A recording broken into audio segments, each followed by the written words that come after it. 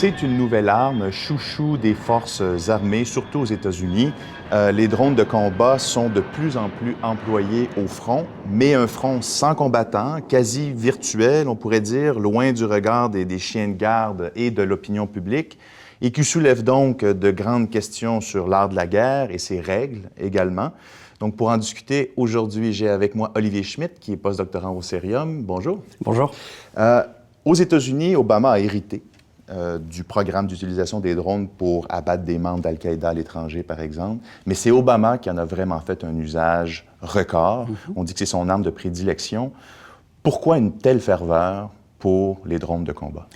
Alors, les drones de combat, déjà, il faut peut-être préciser ce qu'est un drone, c'est-à-dire que c'est un système d'armes dont le pilote n'est pas dans l'appareil lui-même. Ouais. Donc, il peut y avoir des drones aériens, ce sont ceux dont on entend le plus parler, mais également des drones navals ou des drones terrestres. C'est pas du tout incompatible. Alors, le gros avantage que procurent les drones au président Obama, c'est que le drone est permanent. Il a une durée d'autonomie et de temps de vol qui lui permet de surveiller une zone pendant un long moment. Le deuxième avantage, c'est qu'il faut considérer les drones comme une solution possible parmi un bouquet d'alternatives. C'est-à-dire que vous avez un problème qui, par exemple, consiste dans la présence de talibans pakistanais. Ouais. Quelles sont les options que vous avez à disposition quand vous êtes président des États-Unis pour tenter de régler un minimum le problème ou au moins de le gérer? Vous pouvez utiliser des forces spéciales, vous pouvez utiliser des missiles de croisière, type missile Tomahawk, vous pouvez utiliser des avions de chasse, vous pouvez demander à l'armée pakistanaise de faire le travail, ou vous pouvez utiliser des drones. Quelle est la solution la moins chère et la plus rapide? Ce sont les drones.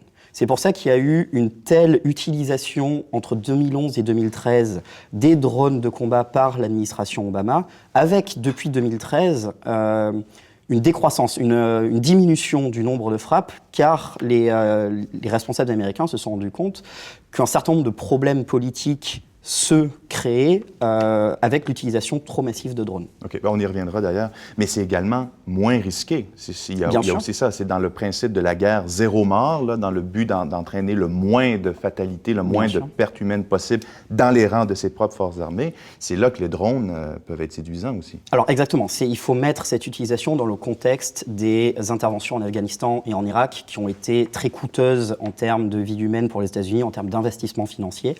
Oui. Les drones apparaissent comme une solution relativement peu chère pour tenter de, encore une fois, gérer un problème spécifique.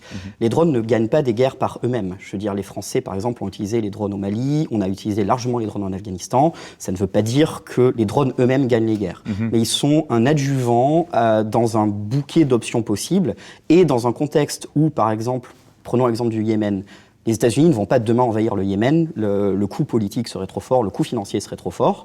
Qu'est-ce qu'on fait? Parce qu'on a quand même un problème, par exemple, d'Al-Qaïda au Yémen, on essaie d'utiliser l'arme la plus disponible et la moins chère, qui reste les drones.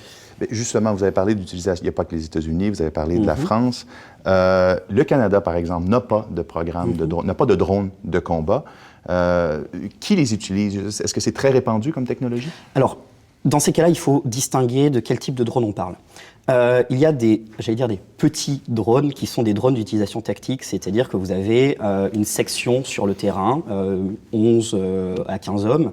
Le commandant de section a dans son sac à dos un mini-drone qu'il va pouvoir lancer à la main et regarder de l'autre côté de la colline, en gros, pour savoir s'il y a des ennemis. Donc ça, c'est une utilisation tactique. Des drones qui pourraient ressembler à ceux qu'on voit dans les parcs l'été ici, là. Exactement, ouais. C'est exactement le même principe. À usage civil, oui. Sauf que là, voilà, ça permet au commandant de section de savoir ce qu'est de l'autre côté de la colline. Ça, il y a environ 70 pays qui ont des programmes dans le monde.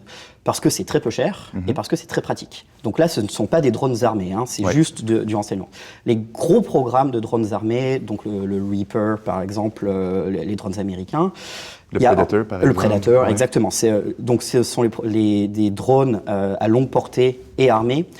11 pays aujourd'hui dans le monde ont des programmes actifs. Donc les grands pays européens, France, Grande-Bretagne, Allemagne, qui a une volonté d'avoir de tels outils. Les États-Unis, évidemment, la Chine, l'Iran, la Corée du Sud, ce genre de pays, si vous voulez, des grandes puissances. Alors pourquoi ? Une technologie militaire se diffuse pour 2 raisons. C'est si elle est peu chère et si elle suppose que les forces armées qui vont l'adopter n'ont pas à modifier profondément leur doctrine existante. Par exemple, le porte-avions, c'est très cher et ça suppose que les marines, si elles l'adoptent, modifient complètement leur doctrine. C'est pour ça qu'il y a très peu de porte-avions dans le monde. Les drones armés de ce type s'inscrivent dans un continuum de moyens qui sont les avions de chasse et également les défenses antiaériennes. Tous les pays qui aujourd'hui ont des drones armés sont également des pays qui ont des programmes, des aviations de chasse développées et des défenses antiaériennes très développées. Un pays qui aujourd'hui ne disposerait pas de tels outils va en priorité investir soit dans une aviation de chasse, puisque ça lui permet de contrôler son territoire et de le protéger avec une puissance de feu toujours supérieure aux drones, soit investir dans des programmes de défense anti-aérienne. Parce qu'il faut bien comprendre que les drones sont utiles seulement, entre guillemets, contre des ennemis qui ne disposent pas de défense anti-aérienne. C'est pour ça qu'on les utilise au Yémen, en Afghanistan ou au Pakistan, parce que les talibans ne vont pas demain abattre les drones. Ils n'ont pas la technologie suffisante. Ouais. Par contre, l'Iran ne va pas envoyer un drone contre l'Arabie Saoudite, parce que le drone serait immédiatement abattu par les défenses aériennes saoudiennes. D'accord.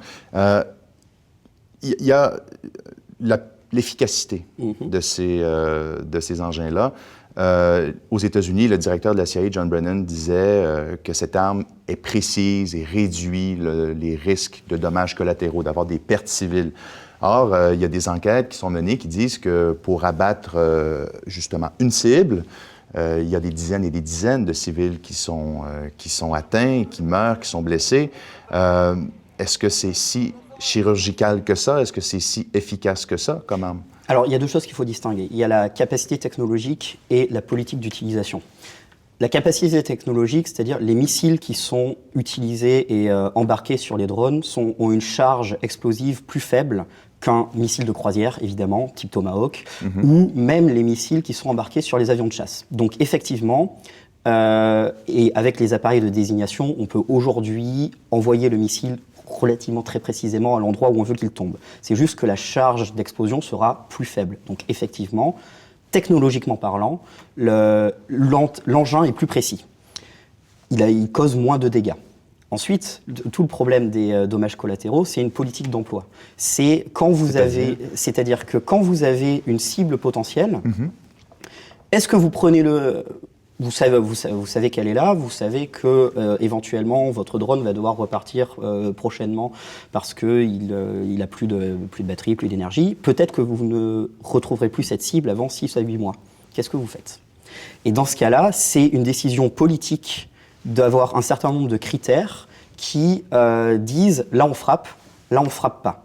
Et apparemment, les États-Unis entre 2011 et 2013 se sont retrouvés dans cette situation où ils ont décidé d'employer des frappes au risque de créer des dommages collatéraux, ce qui est une violation du droit international militaire, nous sommes d'accord. Mais on est clairement dans le cas pour le décideur américain du moindre mal, qui est peut-être qu'on va créer des dommages collatéraux, mais est-ce que l'avantage qu'on va acquérir justifie la frappe? Là, c'est à chaque décideur d'avoir sa propre éthique et son propre... Parce qu'il y a des fortes critiques à l'égard de ce programme, justement, qui suivent des comportements comme celui que vous avez décrit, où là, on décide finalement de frapper alors que l'information n'est pas optimale, et donc on crée beaucoup de civils. Il y en a qui disent que les drones permettent de mener des guerres illégales. Donc il y aura un problème de légalité, ça ferait un grand problème, ça poserait un grand problème à l'égard du droit international.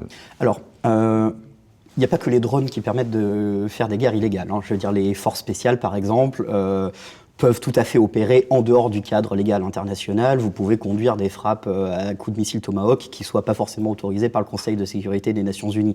Les drones sont juste un moyen supplémentaire, mais celui qui décide si l'emploi de la force est légitime ou pas, c'est toujours le responsable politique. Donc c'est au responsable politique de décider, est-ce que dans ce cas-là, je vais briser le droit international ou pas? Et par contre, ce que les drones amènent, c'est une nouvelle, capacité de briser le droit international. Mais ce n'est pas une révolution dans le menu d'options qui est disponible pour le décideur politique.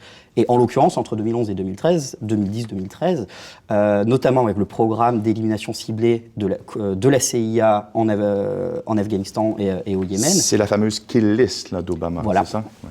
Il y a eu clairement des frappes qui, au regard du droit international humanitaire, donc en fait le droit de la guerre, étaient illégales. Il semble que les États-Unis soient largement revenus sur ce type de pratique pour différentes raisons. La première, c'est qu'elles pouvaient être potentiellement contre-productives, c'est-à-dire qu'en créant en faisant des morts civiles, vous créez potentiellement de nouveaux ennemis. Oui.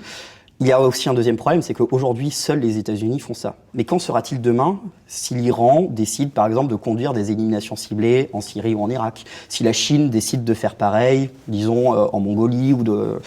Donc les États-Unis, d'un seul coup, ont réalisé qu'ils étaient peut-être en train de faire un mauvais exemple et que du coup, il valait mieux essayer de développer un ensemble de normes sur l'utilisation des drones qui permettent d'éviter qu'en gros, que tout le monde fasse n'importe quoi dans le futur. Absolument. Olivier Schmitt, c'était passionnant. Merci beaucoup pour toutes ces explications. Avec grand plaisir.